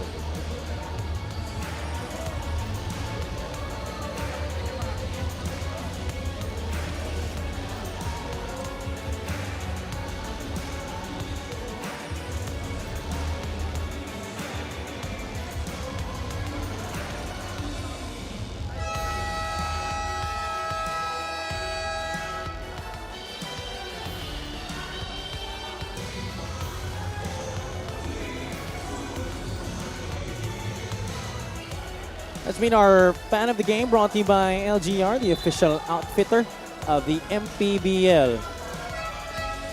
We're back here inside the Paula Gymnasium in Pola Oriental, Mindoro. Maraming salamat muli kay Mayor Jennifer Inalegra Cruz for graciously hosting us here in her province. And the Mindoreños, the Poleños, all very excited for this game. But so far, their home team, they're down by 5 points, 46-41 against Zamboanga. Comboy puts the ball on the deck. He has yet to get on the board. That's his first basket of the game. You got to get him going now. And I like that he continued to stay aggressive despite the 0 out of 6 slump in the first half. Gabat. Quick shot won't work, but Zamboanga gets it back. Salim is all alone underneath. Heads up play right there by Zamboanga. Hustle board right there. Really just the effort for Zamboanga. Oh, wow. Ramirez cuts. Oh, he fakes. It goes to Sedorifa on the left side. He was wide open for a shot underneath. I agree. He had a shot. Capobres will not settle for the 3. Attacks inside. Draws the foul against Andrews. Capobres has had the number of Sean Andrews here in the third, coach. Yeah, paint protection. Really, that's been the challenge. There's a lot of points in the paint. There's a plus 16 for Zamboanga. And really, for the most part, it's ball on the floor situation, attacking downhill, pero hindi nasasarahan yung gaps eh. Now look at the free throw story in this game. Boy, Zamboanga really not doing well from that area. And then that's where Mindoro has actually taken the lead earlier in the half. Commissioner Kenneth Duremdes right there with Operations Head Emerson Noreta. This free throw of the game brought to you by Extreme Appliances, ang subok at kompletong appliance brand ng Pilipinas. Security Chief Rudy Distrito along with a member of our marketing team, Paolo Ramos, also in attendance here at the Paula Gymnasium. Barely an empty seat left in this venue. Talagang puno eh. Anim ang hinahabol dito ng Tamaraos. Kongboy having trouble with the basketball. Shot clock winding down. Gabat holding on to it. It's a jump ball. But I think the shot clock expired already. And yun ang mangingibabaw dito. That's gonna be a turnover laban sa Mindoro. And Zamboanga Sikat has been successful in converting Wendell Comboy into a dribbler instead of a shooter. And every time he gets into multiple dribble actions, nawawala yung probability makakatira siya na maayos. Michael Are spots for 3. That didn't work. Long rebound goes to Reg Gabat. Gabat trying to go one-on-one with Ramirez. Pulls up for a shot. That's another quick trigger for Zamboanga. 2 straight misses from the outside on that possession. Bono is back in the game for the Tamaraos. Sedoripa meets the basketball. He goes under. Capobres on him. Bono trying to go for a give and go. That option wasn't available. Strong drive by Brandre Bienes. Brandre Bienes, I feel, is gonna be crucial sa pag-ikot ng tao para dito sa Mindoro Tamaraos. He's only played 5 minutes, but I think he's gonna be a key contribution for the Mindoro Tamaraos. Consecutive misses right now for Zamboanga. That's 4 straight misses already para sa kanila. And the reason that I say that is I like the mobility of Bienes. He can close out on shooters on the outside, can body up on rebounding situations. And he's got a good finish with the ball on the floor action too. JP Kawilan back in the game. James Sena as well para sa Zamboanga. Bono posting up James Sena. Ball tapped out of bounds. Baseline throw in coming up para dito sa Mindoro. No, in that action, you had the ball on the post. You're gonna want Comboy to try and move on the ball side instead of staying up top and really just waiting for that ball. It's either you flare him on the weak side wing or he cuts with a strong side wing. Oh, he muffs that shot up close. Are with a basketball. Goes through the center screen. Jumper will not work. Another miss for Zamboanga, but they're still up by 4. That's a jump ball, possession arrow, pointing the side of the Mindoro Tamaraws. Referee, I think, wasn't sure kung sino ang nakahawak ng huli. That's why he called that jump ball. From our vantage point, it looked like it still was touch slash by Zamboanga before it went out. Under a minute to play here in the third. This crowd has gone silent here in the third quarter. Oh, yes. Might be time for these Tamaraws to make the crowd have something to cheer for. Sedoripa, trapped right there on the right side. They've been turned into dribblers right now. There's not so much attack, skip, swing action. It's really just you've got the ball, you go and create a situation for us. No paint touches, no paint finishes, and you can't spray it out to the shooters. That one's a tough inbound, though. I thought Bono was wide open, asking for the ball at the post. Instead, they tried to go for the much more difficult pass. Under 30 seconds to play. And to your point, he was the least guarded guy, right? Capobres twirls and scores. What a quarter this has been para kay Alvin Capobres. And Capobres, the way that he's performed in this quarter is a clear evidence of no paint rim protection para dito sa Mindoro Tamaraws. Thrice he's driven, thrice he's been successful. Miss from Comboy. 2 seconds left. Ignacio from the outside misses the wide open three. We go into the fourth and final frame with the Tamaraws down by 6. For 2 straight quarters, it's the Zamboanga Sikat team that has actually outscored itong Mindoro. Let's take a look at our highlights of the game brought to you by SIP Plus, the official hydration partner of the MPBL. Elevate your hydration. Capobres coming up big time here in the third quarter. Mosqueda hasn't been scoring a lot, but this was a big basket as well para sa kanya. Yung mga post-up na gano'n, yung nga pinagkukwentuhan natin kanina, wala masyadong activity sa weak side, walang ball and man movement. Kaya pag nag-turnover yung bola, napupuwersa silang mag-transition defense towards in points of turnovers. There are -7 in that department, all in favor of Zamboanga. Capobres with 7 points all in the third quarter, helping Zamboanga to the 6-point lead as we go into the fourth period. We'll be right back.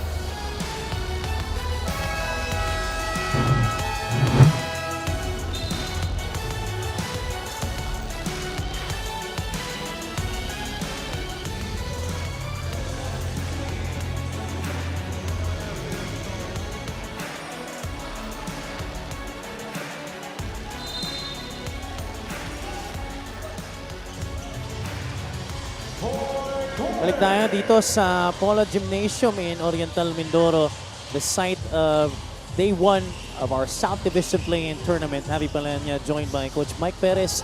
Miss Andrea Endicio is at courtside. It has been Zamboanga in the past 2 quarters, Coach.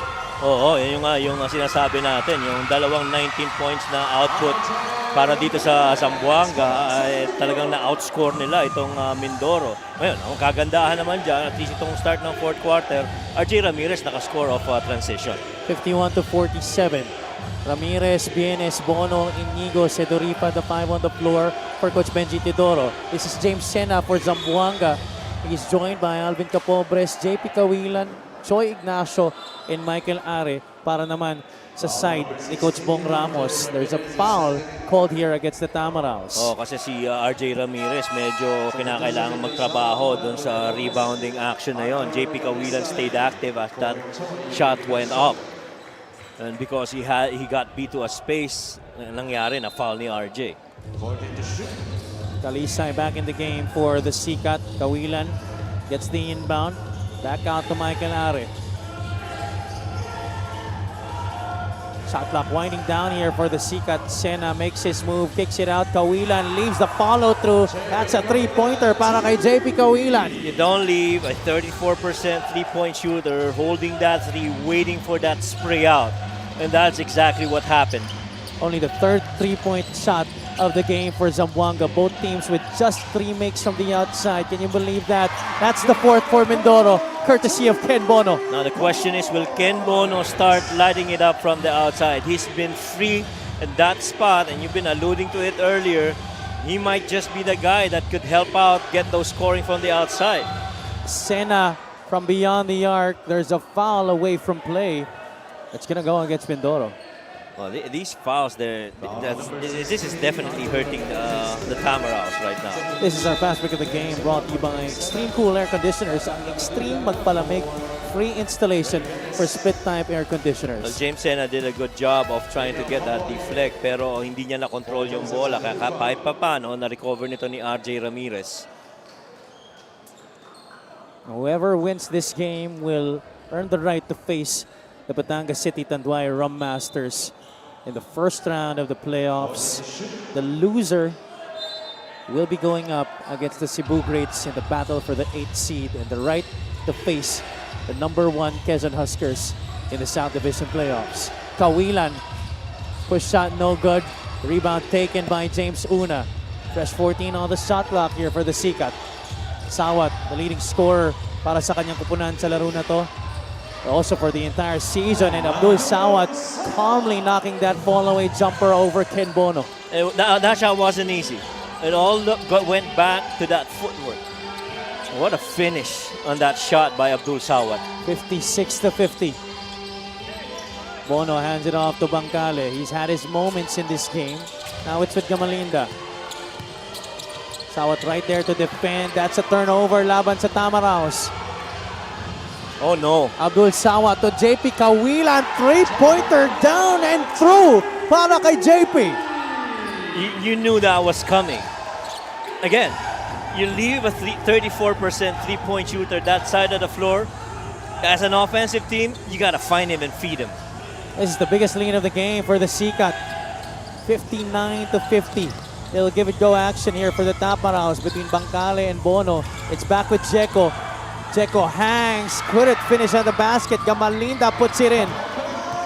Zambonga has gotten good. As we see that basket right there by Bam Gamalinda. They have gotten good at locating that swing to the corner attempt or pass. Kawilan, top of the circle three. That's a heat check. That misses. It's the back of the iron. An opportunity here para sa Tamaraws. Bangkale There you go. sprays it out. Bono for three, rattles that one home. Ken Bono for three. One of the reasons why the Mindoro Tamaraws have had a hard time scoring in the paint because everybody's been dropping and compacting that paint. You find a shooter like Ken, that's what's gonna happen. 10 puntos na sa laro na to para kay Ken Bono. And he helps secure that stop para sa Tamaraws. There you go. Another three, that's off to the right. That could have been big. That would have brought the house down here inside the Polo Gymnasium. Cleanest look, I guess, for Ino Comboy so far. Little handoff, nobody on him. Zamboanga in the losing end of a 5-0 run. They end that mini drought here with a three-pointer by JP Kawilan. What a quarter it has been so far from the outside for the former NU Bulldog. This has become a three-point shootout between these two teams. Pretty much going back to who they are. And so far, the more prominent actors in that matchup have been JP Kawilan and Ken Bono here in the fourth quarter for both teams. That's a foul against James Una. He tried to get himself some free throws there, but unfortunately that foul's downstairs, not in the act of shooting.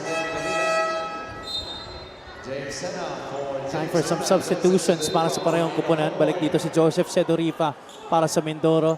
Para naman sa Zamboanga, it's James Sena coming back into the game for Coach Bong Ramos.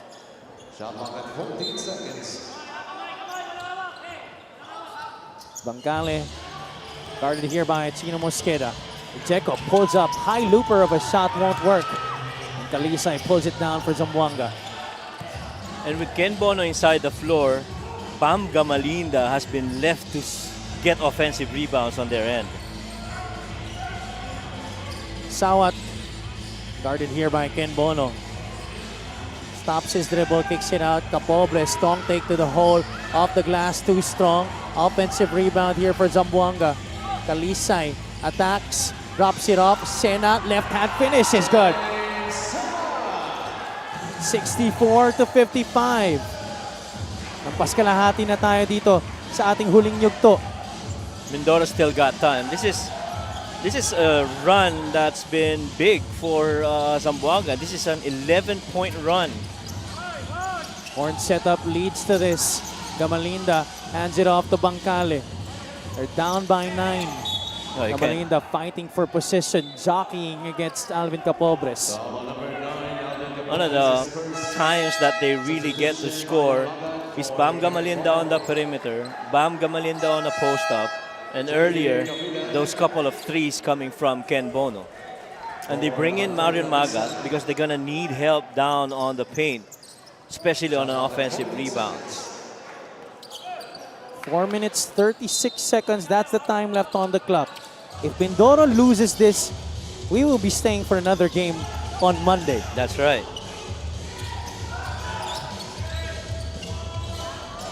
Bangkale off to Sedoripa. Sedoripa could not connect from the outside. Inigo able to tap it to a teammate, but Gamalinda loses it still. A team that I'm sure is closely watching this game are the Cebu Greats right now. Dahil inaabangan rin nila kung magsistay pa sila dito o hindi. Correct. And if you're wondering why Mindoro has the home court advantage in this battle for the 7th seed despite being the lower seed, it's because Zamboanga ceded home court advantage to them. It was supposed to be in Zamboanga, but Zamboanga gave up that advantage, which was then awarded to the Mindoro Tamaraws. That's why we are here for this doubleheader dito sa day 1 ng ating South Division play-in tournament. And if the Tamaraws lose this, we will have the next day on Monday. But if they win, then they go on to face Batangas City in the first round. Zamboanga naman ang lalaban sa Cebu.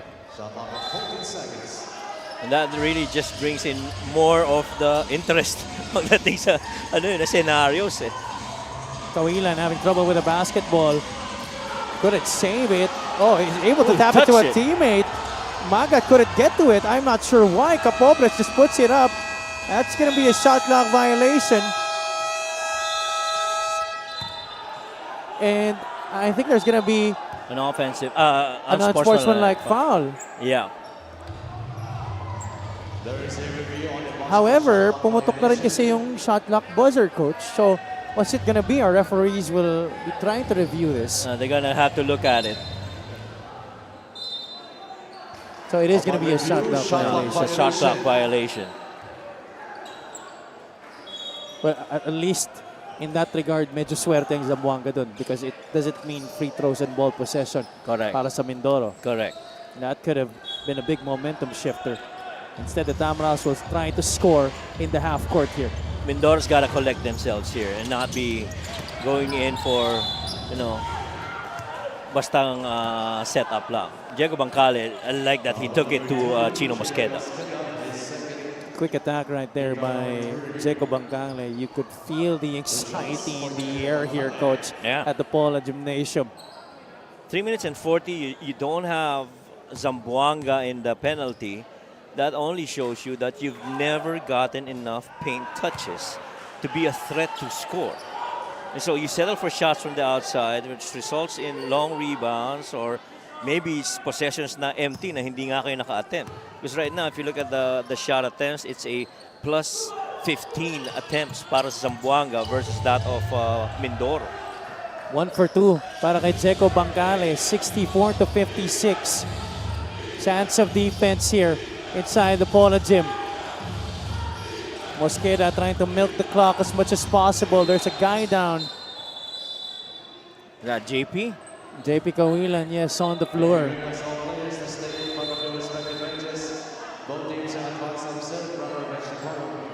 Gamalinda trying to plead his case, saying wala naman daw siyang ginawa. But Abdul Sawat, I think he took offense to what happened. Pero di ko rin nakita eh. Yeah, we didn't see it because we were more focused on ball. He looks to be okay, talking about JP Kawilan, held up there by his coaches. Our referees will definitely review this. Gamalinda trying to talk to our officials. 64 to 56 ang ating tala dito. 3 minutes and 26. This is still a lot of time Oh, yes. to overcome an 8-point deficit. Yeah, a lot of time to overcome, especially if you have, your shooters on Mindoro. Remember, Mindoro has never lost on their home floor this year. They are 2-0 here at the Paula Gym. Coach Kim Cinco leading this huddle for the Tamaraos. Mindoro's defeated Parañaque and Muntinlupa in this very building. And they hope to not disappoint their fans in this game, which brings them really this is a higher magnitude of a game. Oh, yes. This is of more importance, so to speak, especially as this determines where you end up this season in the playoffs. 9 seconds on the shot clock. So walang tinawag, no? Wala. Laban kay Bam Gamalinda. It's Wala. just going to be sideline throw-in. Resumption of the 9 seconds on the shot clock here for the Sikat. Mosqueda one-on-one against Bangkale. Inigo tried to help out. Capobres forced into a miss by Axel. Walo ang hinahabol dito. Gamalinda wants it against Kawilan. Bam Gamalinda forced to give it up. Sedorifa with the basketball. Shot clock is winding down. They're taking too long. Sedorifa gets the step on Capobres. Sedorifa able to find an opening. Now you've been able to cut this down to a 6-point game. You have to get a stop on your end of the floor if you're the Tamaraos. Under 3 minutes to play. 64-58. Mindoro is in the penalty. 3 team fouls for the Sikat. Ball in the hands of that's the a main travel. man, JP Kawilan. After he received that pass, commits a traveling violation. That's a travel, without a doubt.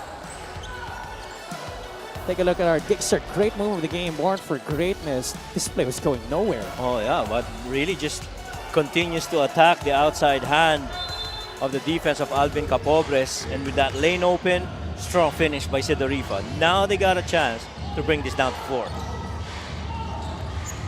Bangkale trying to set up Bam Gamalinda right now. Once again against JP Kawilan. Turnover story on the screens. Bangkale misses a 3-pointer. That was big.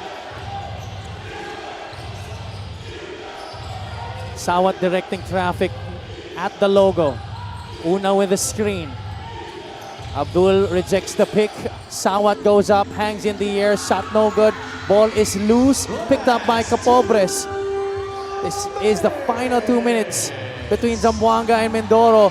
Mosqueda, that could have been big. There's a foul against Una. A good thing, Zamboanga not yet in the penalty. So no free throws yet to be awarded to the Tamaraos. But that's going to be their last foul to give. Kaya lang, 5 na rin yan. Laban kay James Una. Yes, I was gonna say the same. Panlima na yan. Pero again, if you look at this 5 of Zamboanga, these are really good rebounding players. Sena, Sawa, Chino, Alvin, and JP. And what's good so far for Zamboanga on that post-up by Gamalinda, they've successfully pushed him outside. This is a very tall lineup on the floor for the Sikat. Axel Inigo may tangan ng bola dito. They run Comboy off of a screen. Comboy still could not hit from the outside. He struggled all night long. 0 out of 6 right now from beyond the arc in this game. Itong si Ino Comboy. 6 pa rin ang lamang dito ng Zamboanga. Abdul Sawat. Almost stripped by Axel Inigo. Mindoro could not complete the steal. Kawilan for 3. That's off to the left. Rebound taken by the Tamaraos. They need to go quick here. Almost lost there by Axel Inigo. The pass to Bangkale, and Bangkale is fouled. Penalty situation is gonna come into play now. Woo-wee. We are going down the wire here.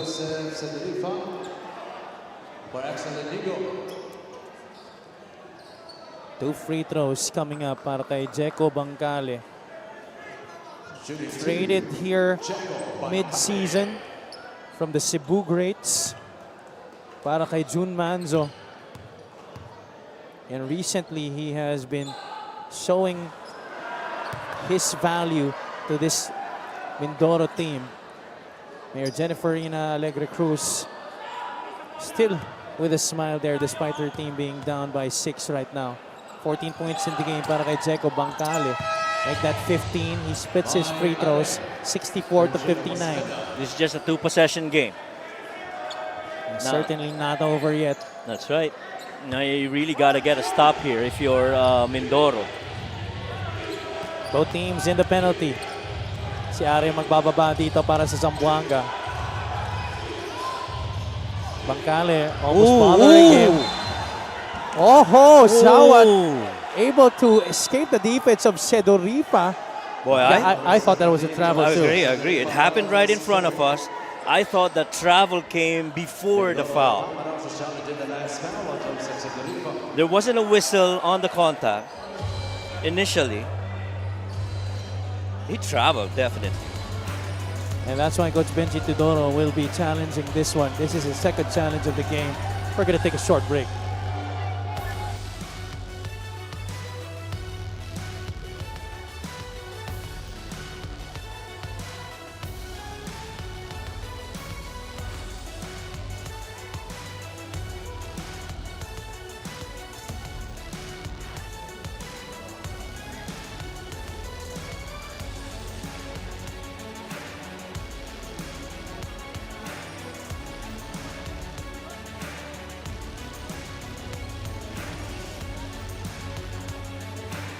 Upon review, the challenge was successful. There was no Successful foul. challenge for Coach Benji Tudoro. There will be no foul laban kay Joseph Sedoripa. I see this right here.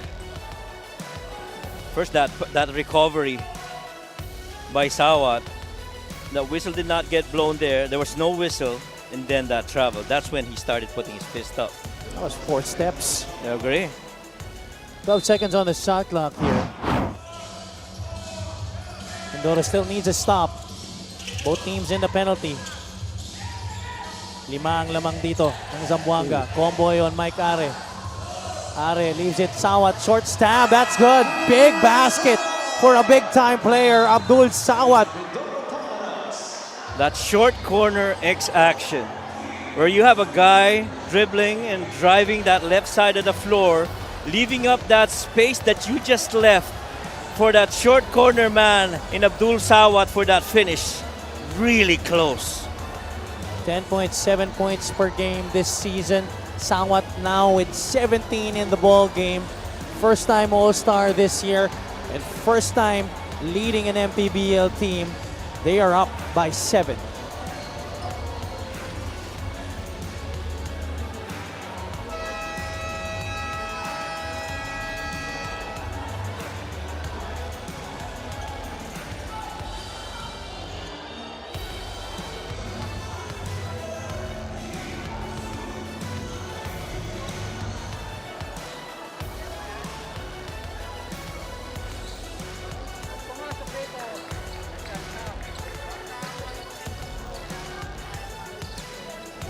Ino Comboy, 1 out of 11 from the field in this game. Only 2 points to his name. 0 out of 6 from the outside. 46 seconds left. 3-possession ball game. 66 to 59. Battle for the 7th seed here in this game.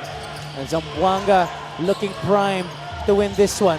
But can Mindoro still have a miracle? That's another miss for Comboy.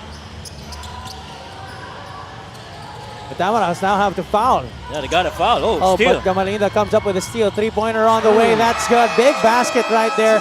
This is not yet over. 66 to 62. Just a 4-point game. What a big-time play by Bam Gamalinda. That ball got swung, it got tipped, recovered, jump shot, basket. Wow. JP Kawilan is many things on the offensive end of the floor, but he's not a great ball handler. I agree. Coach Kim Cinco will be leading this huddle. Panel tayo. Sino samping mo? Tapos balik ka. Okay? Dalawa yung guardia. Okay, dito ka. I-boulder ka. 4-3. Diba? Okay? Michael, ikaw ang pipikan, di ba? Pag move niyan, pupunta yan doon. JP, papasok ka, lalabas ka doon. Kung walang pasa dito, pag na-deny, pasok ka dito. Ha? Kuha ba? Taso tatlo na yan. Pagtanggap ng bola, hawakan lang natin. Pag natanggap sa middle, pag natanggap sa middle, ready to shoot lang. Ready, hey, papaul yan. Meet natin yung bola, papaul yan. Salubungin natin yung bola. 66-62.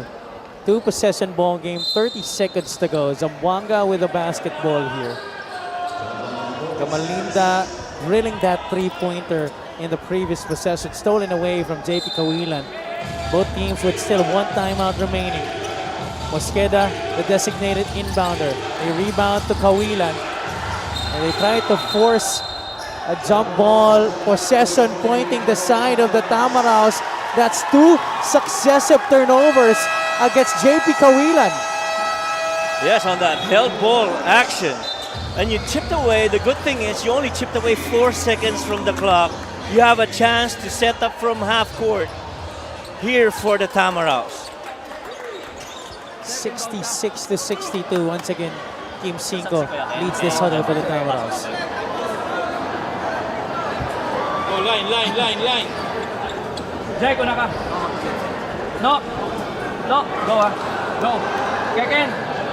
Screen mo si Kuya Bam. Pag nag-switch to, quick to. Yes, quick to, pwede. Ha? Pag nag-switch to. Guys, kung may curl. Tapos pop out. Pwede na. Do it again. Go. Okay, Keken. Pag nag-switch to, silan mo yan. Tulak mo. Okay. Sino yung banda? What do you make of that huddle, Coach Mike? They're definitely going to have Bam Gamalinda involved. And I like to think when they see that curl and there's a switch, they might be looking for a post-up. At least that's how I visualized it in my mind. We didn't see the board, but at least from how they've explained it. They start with a line, that's it. 26 seconds, the lead is 4. Seduripa inbounds to Gamalinda. Gamalinda will go for the three-point shot off the back iron. That was a hurried shot. That was a hurried shot. And it was very clear Coach Kim Cinco wanted a quick 2. Indeed, that was the instruction to get a quick 2. But I'd like to think that Bam Gamalinda liked his matchup with JP Kawilan, and so he took it. Capobres will be tested at the free throw line here. He could ice the game. First free throw is good. 67-62. Coach Bong Ramos and the Zamboanga Sikat might just be 18 seconds away from clinching the 7th seed in the South. 2 for 2 para kay Alvin Capobres. Anim ang hinahabol dito ng Mindoro. Bangkale has it. Bono will go for 3. No good. Sawat with a rebound, and that just might do it. Capobres crosses. Mosqueda will spray it out. Kawilan for 3. That's gonna do it. That might just count. And Comboy did not like that Kawilan went for that shot. And they did not like that, indeed, that JP took that shot. They already had a win. But wow, what a way for the Zamboanga Sika team to recover in that third quarter. That's gonna count. That's gonna count, that's right. That is gonna count. Just adding insult to injury there. Adding salt to the wound. Oh boy. The Zamboanga Sika officially clinch the 7th seed in the Southern Division. They will be facing the Batangas City Tanduay Rum Masters in the first round of the playoffs. And that to me is a very interesting matchup if you ask me. But this guy right here has done everything for the Zamboanga Sika team. Abdul Sawat 27 minutes, 17 points, 7 of 18.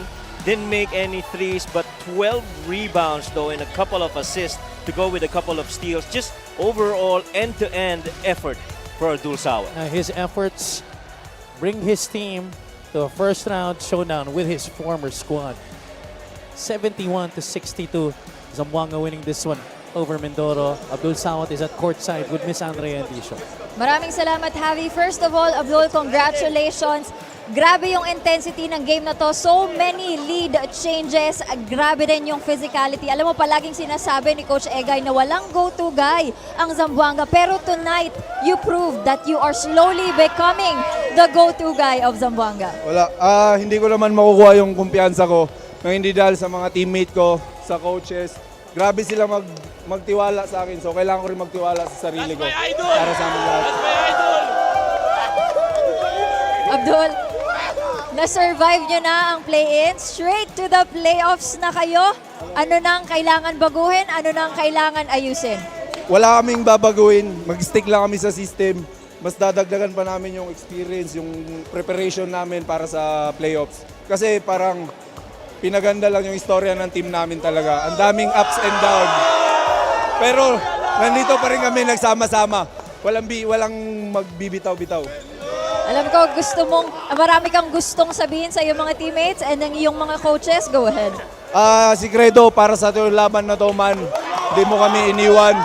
Sa mga boss namin naniniwala, sa management, gusto ko lang batiin yung pamilya ko dyan sa Davao, yung mama ko, si Shada, si Tarik, si Wally, sa Strive, si Koshavi, si Pio.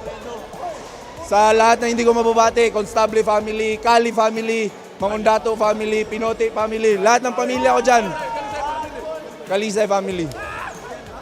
Tsaka uwi na kami. Alright, thank you so much once again, Abdul Sawat, our best player of the game. Back to you guys. Maraming salamat, Andrea. Hindi pa kami uuwi.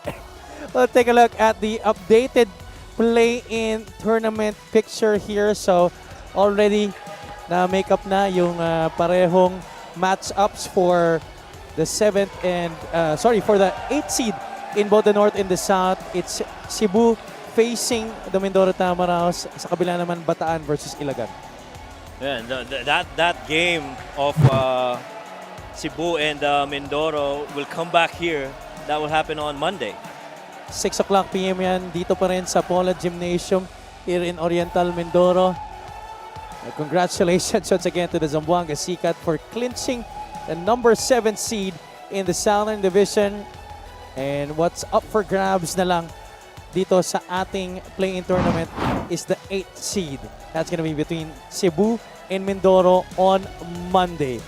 Thank you so much for joining us mga kaliga dito sa aming coverage sa Pola Oriental Mindoro. For my partner, Coach Mike Perez, our courtside reporter, Miss Andrea Andisio, and for all the hardworking men and women of our production team, this has been Avi Bananya saying good night from Pola. This has been the Maharlika Pilipinas Basketball League, ang liga ng bawat Pilipino.